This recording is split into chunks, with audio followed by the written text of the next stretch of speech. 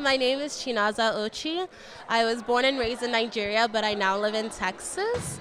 And I am the president of the Harvard African Student Association. Hello, my name is Ata Amponsa. I was born and raised in Yonkers, New York, but my family is from Ghana. I now serve as the vice president of the Harvard African Students Association.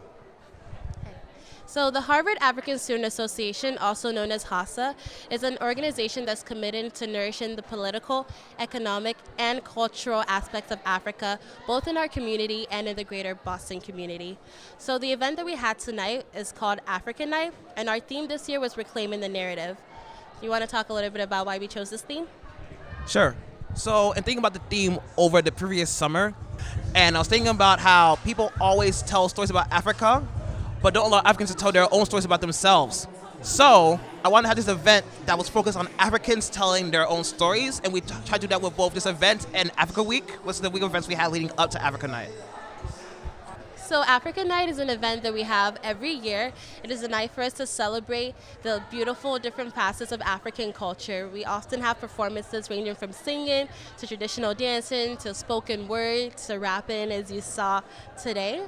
And apart from this, we have events all throughout the year that is always welcome to anybody in the community. In the fall, one of our biggest events is known as Fall Feast. It's a chance to kind of taste Africa a little bit, as in we have food from all over the regions, from south to north to east to west. It's a great time, and a lot of people always come, and they always have a lot of fun. Yeah.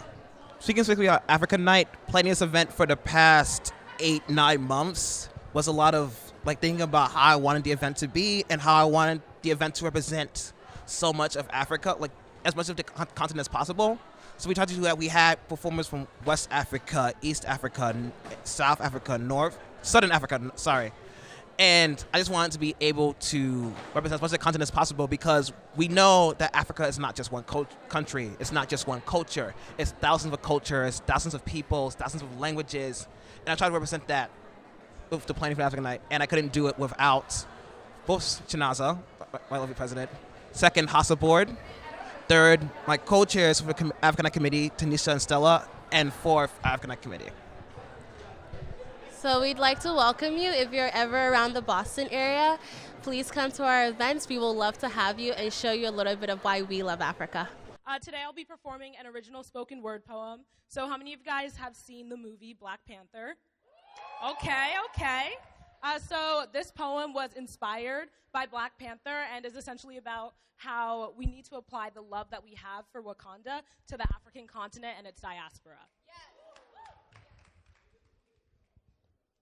The script does not exist for our reality. For we have been produced by a diaspora whose lens has no camera, and directed by a mother who is still in search of all of her sons. And I speak as half of a lost one, because we have boxed an office that was once our home, but have now reached out to claim our throne. So I ask, what do we hold besides a ticket that screams at the world like a cricket? We must make it explicit that we will not be complicit with just a projector and the movie's defender. No. We seek our splendor in a home that was looted and the world left polluted. So tell me, what kind of moves do we make to save a land that they misunderstand?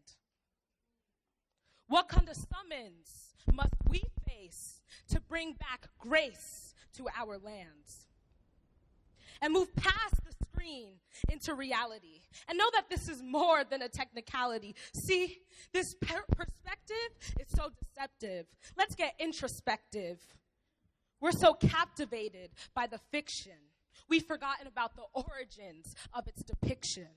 The renaissance of its image causes us to be fascinated with it and not with what it is. We seek our history like it's vibranium, forgetting that it's embedded in our melanin like titanium. So why don't we excavate the gem that is our culture and eliminate the sins that try to mirror it in glass and have us stare into the mirror as if it won't look back. In this reflection that sees past the mirage, we open our eyes and recognize the ties that bind our minds to the mask. So removed from what has been exhumed, we look at our own culture as decoration. and a figment of what could be, but not a fixture of what should be. See, we represent two pasts that form a present, one in which sugar nourished the brain, and the other in which sugar caned, groomed, and nurtured a tomb that was never meant to bloom. Yet here we are, beyond the dust, fostered by the husk of people who have been baked but not charred. We stand marred by the scars that beg us to remain. But we will not just stand in disdain while our culture is drained like our oils and our toils are stained with their spoils. See, we are a diaspora that has been exploited, but they forget that we are also a lineage that has been anointed. Wow. We have been raised by a sunlight that humanizes our strife. We are more than black and bruised. We are the soul behind God's tunes, the rhythm that hits every cue and are illustrated in every heavenly hue and breathe life anew. If we were not so regal, they wouldn't try to make us bald like their eagle and incriminate us like it's legal. My people, even if they compartmentalize our exterior and masquerade our interior, there is no way that they can tell us that we are inferior when our persistence is superior. We break down the barriers when the credits roll and recognize that it is time to pursue our mother's home, to which we swim and are welcomed back to our throne for all to see that this is not fiction. This is our reality. Thank you. I'm also a spoken word artist, and I'm really excited to share this poem with you. It's very new, so I hope that you like it.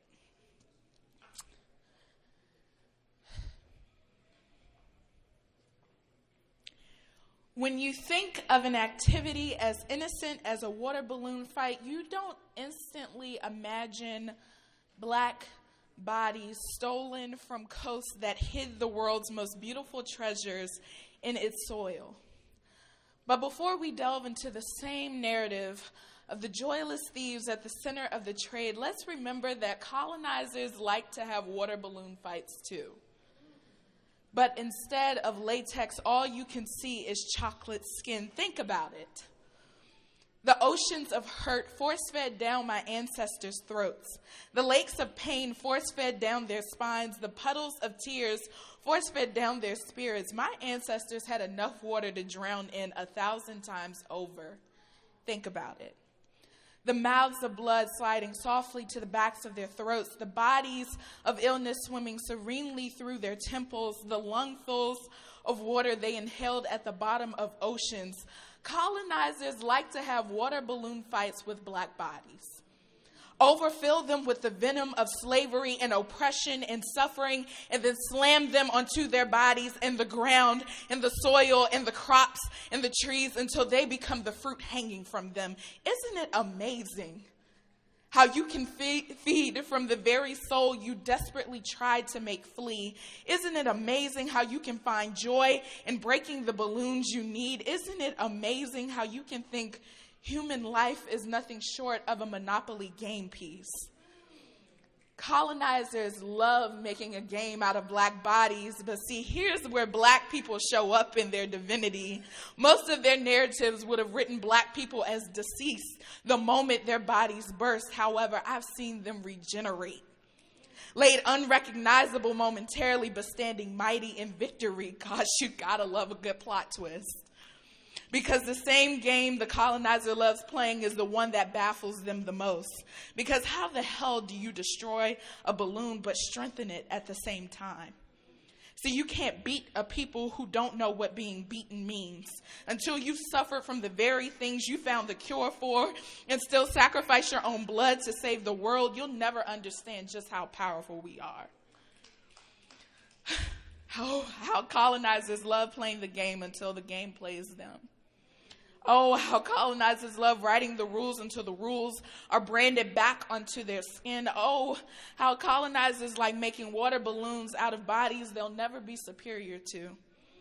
Because it has to be the work of something greater for a balloon, filled with water to the point of unrecognizability, to be splattered on the concrete and returned to the face of its user better than before.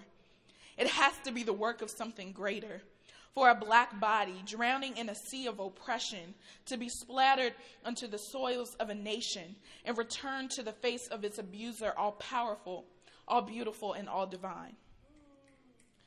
The colonizer always believed they won, but I'd imagine it's hard to tell the truth of how they'd always come in first place when it was time to lose. Thank you.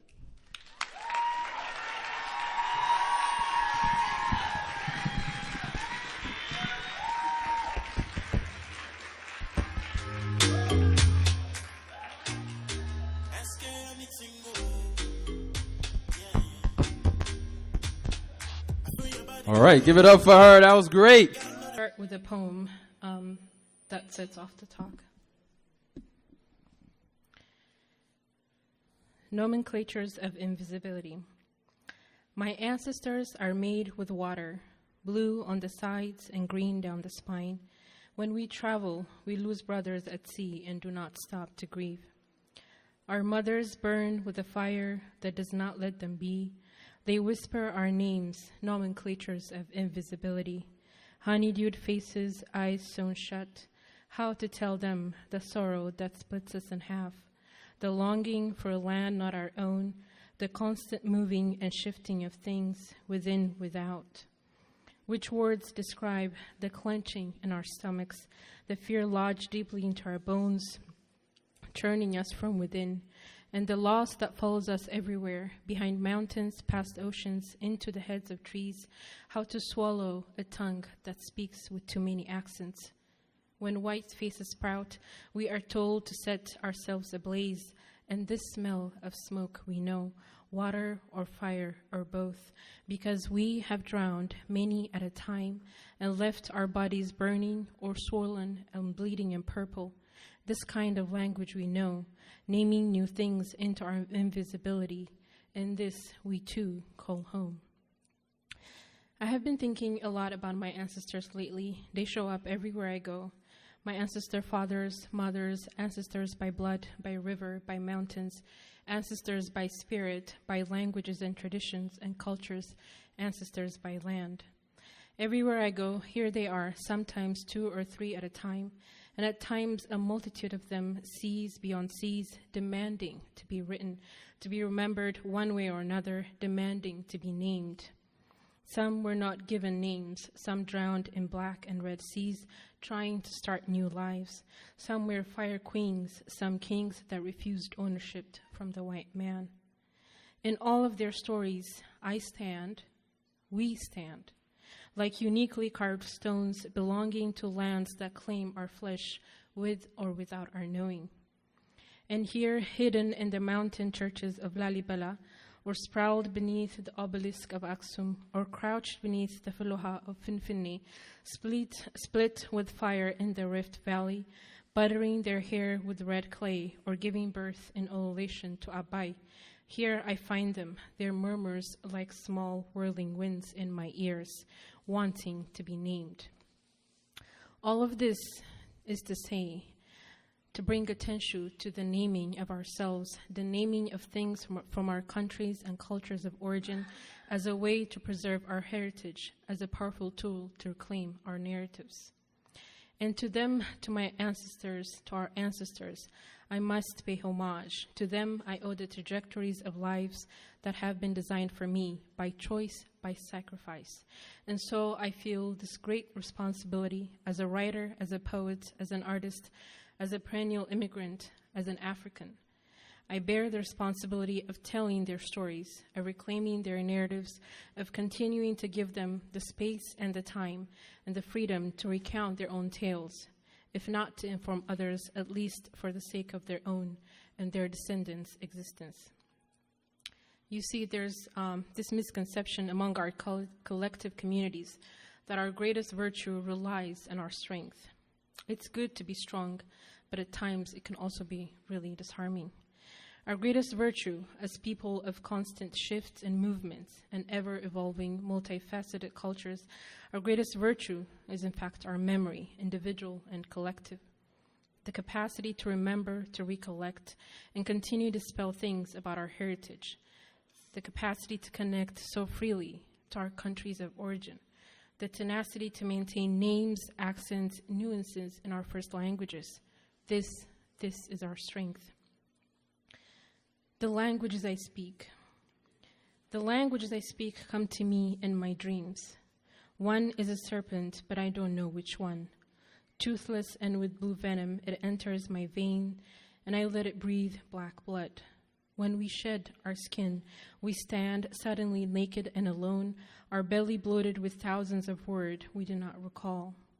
We call this learning. The learning we do takes years to muster and never leaves. One is an empty cloak, but its one red eye is turned backwards. It does not see me, or it does, and I do not know. The hissing sound we hear is not new, but slowly whirls our ears, our movements. On cloudy days, it sounds like music too, but do not let it fool you. I do not ask where I fit within the cloak, inside or out. One is a cloak that refuses to reign. This one drags itself behind me, its body the exact shape of my shadow, and though fuchsia or burgundy, I know it is also of a bleeding shade. Its mist, an old horror coming back home. And this one, this is absence, the smell of something missing or mad or both. It does not leave, and somehow I find it hidden everywhere, a toothache I cannot get rid of. These toothaches coming back to us like persistent grandmothers, filling our foreign mouths with new blood, accents showing up unexpectedly, bristling our English, our Western languages, morphing them into new things. By this, we do not only reclaim our languages, but we are also the writers of new histories, new narratives for our children and descendants, new things claimed by new tongues, names of the invisibilities we are espoused to. Nomenclatures, those which we are given in the brink of sorrow or joy, or both. Those marked on our foreheads the curse of a generation or more, marked on our abdomens birthmarks like numbers aligning us with the history we seem to forget. Those we carry within, years later, many, many lands apart, having something rotten from the inside out, our bodies finally drooping with the weight of the firmament. Those we carve new and milky, pasty on our foreign tongues, monosyllabic odd things reminding us of everywhere, nowhere. Those we receive or hear and not descend to, shaping themselves from our hairs, the shape of our bodies, the color of our skin, the foreignness of our mouths. And those filled with grief or strife, the names of our fathers and foremothers beaming through centuries, across the Black Seas and into new lands, carrying us throughout, containing us, containing this, all of it, all of our names and naming, calling us with something filled with grim love. This containing is a constant act of self-restraint, but also one rooted in deep, deep compassion. In our efforts to remember, recollect, and share our memories and readjust within new boundaries, we are taught to contain all of it, the names, the languages, the hair, the smell, the foreignness of things, of us, thus forced to occupy new spaces, new lands, new narratives, new identities. And this, with all its allure and new sense of belonging, does not let us completely unhinge from our roots, from the silences we grow accustomed to. The silences. Ancestor mothers approach slowly, silences I have assumed in my body.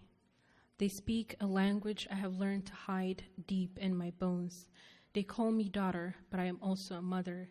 In this, we all interchange dark blues and blue blacks, dirty greens adorning our kinks. Each of them hands me an item I forget to store, a seed, the beginning of a wall, a black dress, a child, a white natala. I see me in this, my head shaved, body thing cracking, limbs long. I open my mouth and hiss in a language I do not recognize. They wash my mouth with kakti and let me drink their milk. They call me daughter, but I do not know how to stop being a child. To this flesh they feed honey and kita and warm milk. They sew my wounds and cover my scars with palm leaves. They call me Ade, Ababa, and I am small and stubborn and yellow-green all over. And that is our second most valuable possession, the stubbornness to continue existing within multiple boundaries, the tenacity to simply be, without limiting ourselves in any way, the audacity to see beyond what we are told we can accomplish, the seeing, this newly found light, a great blessing from our ancestors. Lit. Incandescence is a name I inherit from sultry ancestors. They must see a light I do not see and call me lit. I grow dark underneath as if I am made of tired shadows, all intersecting into each other, into another. We are iridescent, black on blue with slightly golden edges. We walk in unison too, our backs bending at once, our arms breaking, our abdomens kicked in silence, thighs bleeding. Through this I ask, am I still lit? And they, once again, waving braided hair in the same direction, as if to say, what else would you be? And to you, I say this, what else would you be if not lit? What else would you continue to speak of your culture, your countries of origin, your traditions, your tales, your histories, your ancestors, your people? Why else would you stubbornly take it upon yourselves to continue reclaiming these narratives, your stories, over and over again? How else unless you were lit? Thank you.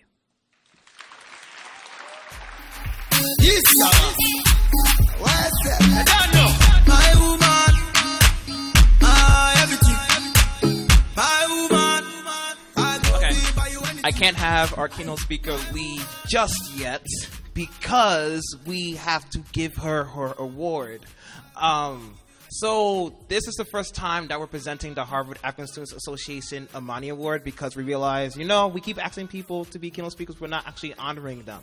So here's the description for the award. Imani means faith in Swahili. The Hassa Imani Award is, did I get that wrong? It means faith, right? I didn't mess, okay, thank you. I just want to use it. The Hassa Imani Award is an expression of our faith. Faith in our continent, faith in our nations, faith in our cultures, faith in our people. It is an expression in our faith that we can create the Africa we envision.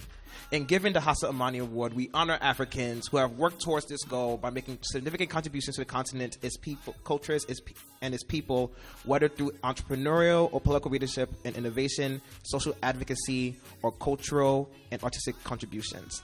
So, I'd like to present Martin Shifra with I'd like to make it the inaugural recipient of the Hassa Imani Award.